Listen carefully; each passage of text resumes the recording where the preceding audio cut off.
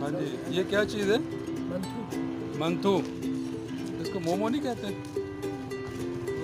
मंथू के मोमो क्या चीज़ है? अच्छा, ये मंथू है। ये डाल दो किसी चीज़ में ना। कितना? 12 पीस डाल दो। एक डजन पर। हाँ।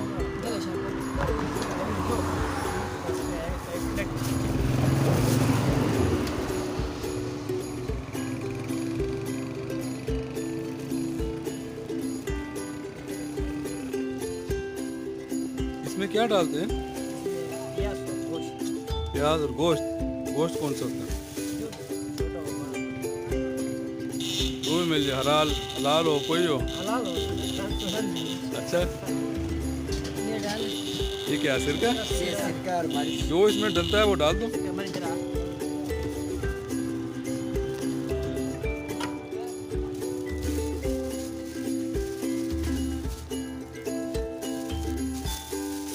बस ऐसे ही खाना है। ये गिलगित का स्ट्रीट फूड है और बहुत शौक से खाया जाता है। आटे की डो तैयार की जाती है और उसके अंदर चिकन या मटन, बीफ प्याज के साथ, मसालों के साथ पका के उसकी फिलिंग की जाती है और इसको स्टीम किया जाता है और ये बहुत मशहूर है वहाँ पे। आप ज़रूर ट्राई कीजिएगा।